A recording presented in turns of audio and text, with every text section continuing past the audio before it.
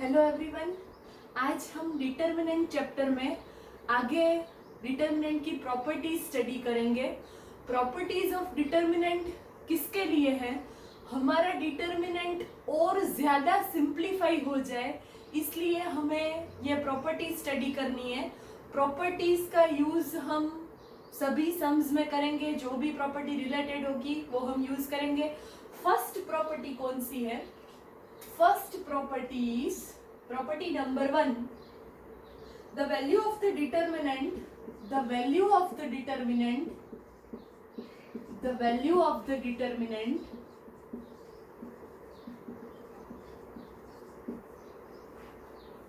remains unchanged, remains unchanged if its rows and columns are, if its rows and columns are interchanged. अगर हम determinant की जो सभी रोज है उसको कॉलम्स में कन्वर्ट कर दे और कॉलम्स को रोज में कन्वर्ट कर दे, तब डिटर्मिनेंट की वैल्यू चेंज नहीं होगी। यहाँ पे मैं एक डिटर्मिनेंट ले रही हूँ 4, 5, 6, 7, 8, 9, 10, 11, 12। दूसरा डेल्टा डैश हमें डिटर्मिनेंट मिलेगा। यहाँ पे फर्स्ट रो है 4, 5, 6, वो फर्स्ट कॉलम में इंटरचेंज हो रही है 4, 5, 6।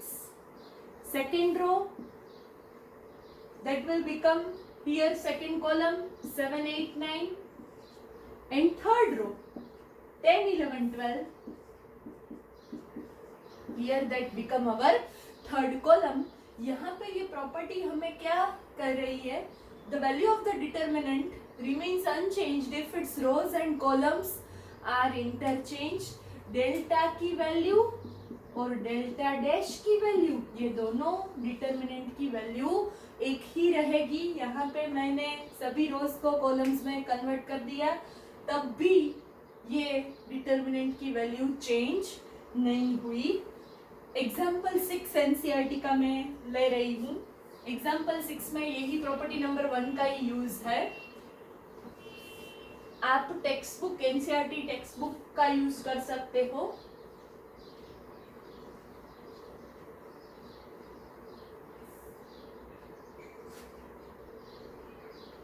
हमारे पास गिवन है determinant example number 6 of NCERT. हमारे पास गिवन डिटर्मिनेंट है 2, -3, 5, 6, 0, 4 एंड 1, 5, -7। फर्स्ट ऑफ ऑल हमें इस डिटर्मिनेंट की वैल्यू निकालनी है। 2 के अलावा 2 की रो और 2 को कॉलम, ये दोनों को कैंसिल करके हमारे पास कौन सा 2 क्रॉस 2 का डिटर्मिनेंट रह गया? 0, 4, 5, -7। This is non diagonal entry, so that is our negative entry. 6, 4, 1, -7, 6, 4, 1, -7। Now 5 is our diagonal entry, so 5 is positive। 6, 0, 1, 5, 6, 0, 1, 5। 2 into -20 plus 3 into -42 -4 plus 5 into 30। यहाँ पे हमारे पास आएगा -40 plus 3 into -46 plus 150 -40, 46, 3s are 6, 3s are 18, 4 3s are 12 plus 1 13 negative plus 150, so -40 plus 12, so your answer is -28। यहाँ पे delta हमारे पास ये determinant था। अब मैं उसकी रोज को कॉलम में इंटरचेंज कर रही हूँ। यहाँ पे हमारे पास डेल्टा डैश इस वैल्यू को नंबर 1 आप दे देना, याद रखना -28 हमारे पास आंसर आ गया है। यहाँ पे delta dash 2 -35 that is our first column, 604 that is our second column, and 1 5 and -7 that is our third column. अब हमें डेल्टा डैश की वैल्यू फाइंड करनी है, फिर चेक करना है कि ये दो डिटर्मिनेंट्स की वैल्यू इक्वल आ गई।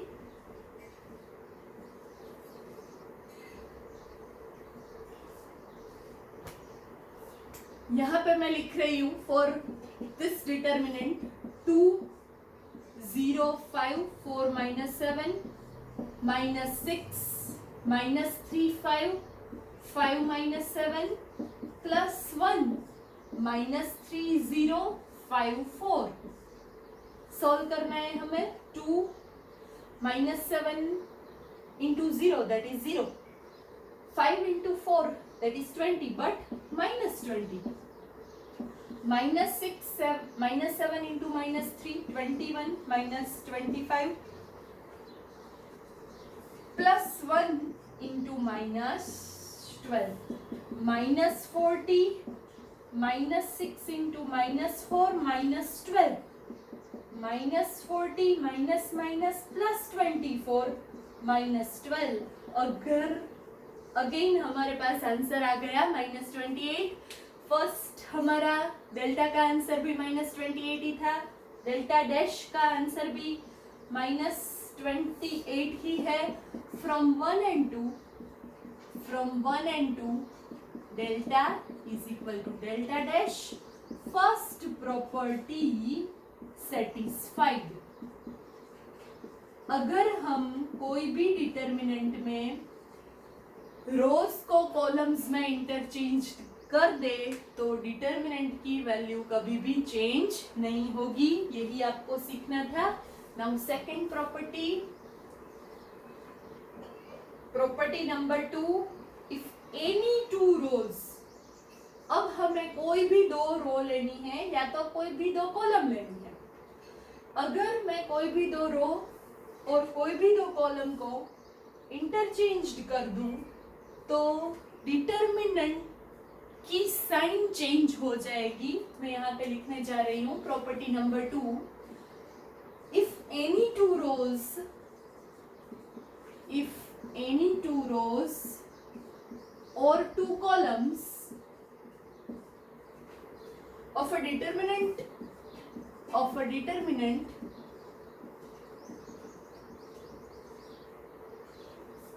are interchanged,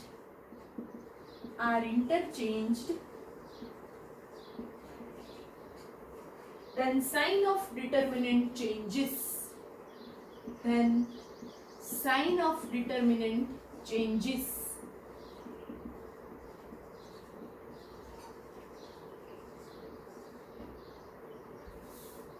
for example delta हमारे पास अगर हो 7 8 9 10 11 12 13 14 15, R1 को मैं R2 के साथ अगर इंटरचेंज कर दूं, आप कोई भी 2 कॉलम को भी इंटरचेंज कर सकते हो।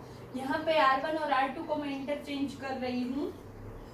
डेल्टा डैश जो हमारे पास आएगा, R2 है वो R1 के प्लेस पर आ जाएगी 10 11 12 और R1 R2 के प्लेस पर आ जाएगी 7 8 9। Third row will be same, so 13 14 15।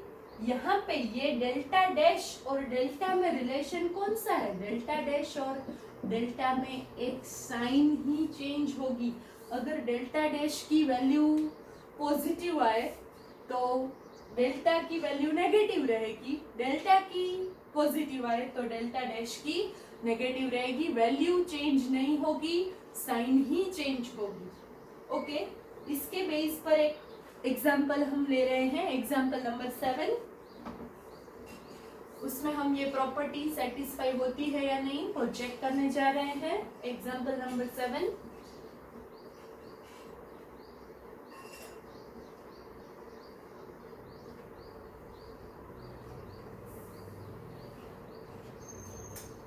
Example number 7, determinant में लिख रही हूँ डेल्टा इज इक्वल टू 2 - 3 5। हमारे पास अभी एग्जाम्पल 6 में यही डिटर्मिनेंट था 604 एंड 1 5 - 7, इसकी वैल्यू हमने निकाल ली थी। हम डायरेक्टली रख सकते हैं -28। अभी एग्जाम्पल 6 में ही मैंने पूरा सॉल्व करवाया है। अब हमें R2 एंड R3 को चेंज करना है, interchanging R2 and R3, R2 और R3 को इंटरचेंज करना है। डेल्टा डैश हमें नया वाला डिटर्मिनेंट कौन सा मिलेगा, 2 - 3 5 remains as it is, 1 5 - 7 that is our second row and 604 that is our third row. Now you have to find the value of this particular determinant. 2 5 - 7 0 4, this one is negative term, 1 - 7 6 4, 5 is again positive, 1 5 6 0। Solve करना है हमें। 2 × 5 4 20, minus minus plus 3, 4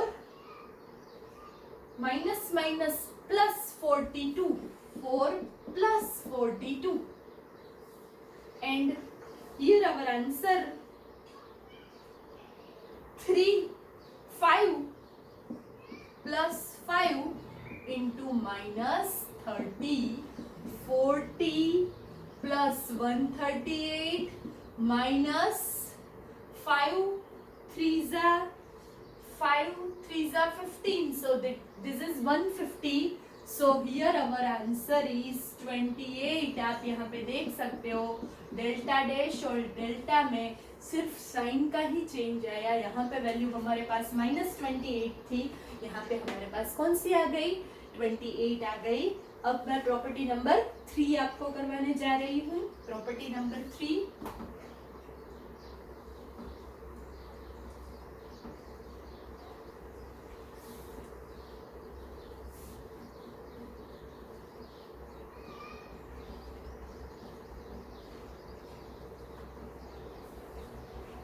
property number 3 क्या है, if any two rows or columns of a determinant are identical then value of that determinant is 0। बहुत ही easy property है। Property number 3, if any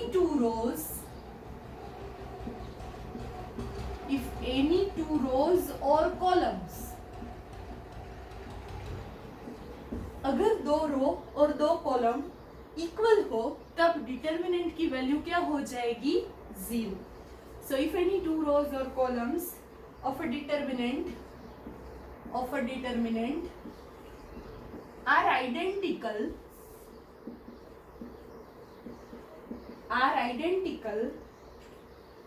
then value of determinant is 0. Then value of determinant is 0. Delta यहाँ पे मैं ले रही हूँ 1 2 3 first column, second column is again 1 2 3, then third will be any number. These two columns are identical, first and second column are identical because all corresponding elements are same. So here delta की value हमें find ही नहीं करनी है, directly हमें क्या लिख देना है, that is our answer is 0. And last property number 4, property number 4 मैं आपको करवाने जा रही हूँ। आप ध्यान से एक एक प्रॉपर्टी लिख लेना, सबके सम्स सॉल्व करना। आगे एक्सरसाइज में मैं सभी सम में यही प्रॉपर्टीज का यूज करूंगी। Fourth one, property number 4, if each element of a row, if each element of a row or a column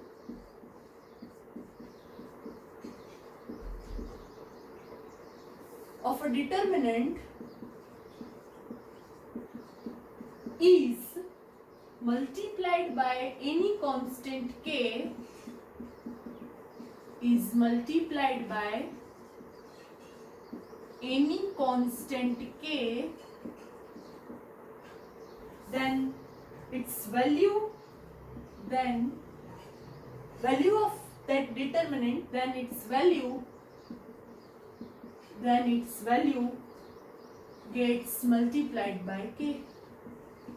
अगर हम कोई एक रो और कॉलम को कोई एक कांस्टेंट से अगर हम मल्टीप्लाई कर दें, अगर पूरी रो 1 को हम 2 से मल्टीप्लाई कर दें, तो हमें जो नया वाला डिटर्मिनेंट मिलेगा उसकी वैल्यू भी 2 टाइम्स बड़ी हो जाएगी.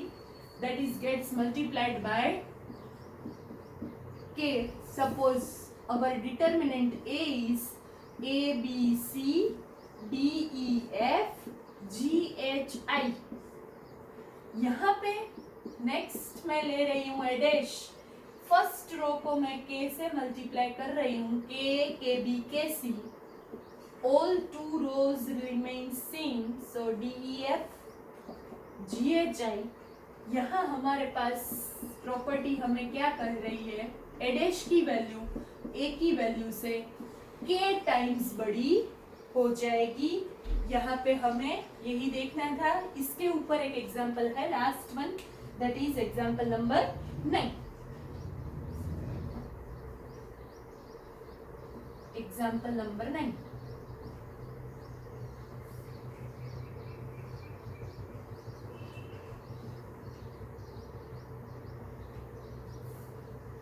एग्जाम्पल नंबर 9 में हमारे पास डिटर्मिनेंट गिवन है. हमें बोला है इवेल्युएट 10 to 18 36 134 17 36. आप देख सकते हो ये फर्स्ट रो में से सभी एलिमेंट्स में से 6 कॉमन निकल रहा है. 6 into 17 108, 6 into 3 that is 18, and 6 into 6 that is 36. 1 3 4 17 3 6. पहली रो में से मैं 6 को कॉमन ले रही हूँ. 17 3 6 1 3 4 again 17 3 6. by property number 3, if 2 rows or 2 columns of a determinant are identical, then value of that determinant is 0. 6 into 0, so answer is 0. Here we are using 2 properties, property number 3 and 4. अगर आपको मेरा ये video अच्छा लगा हो तो like करो, share करो, मेरी चैनल को सब्सक्राइब करो. Thank you.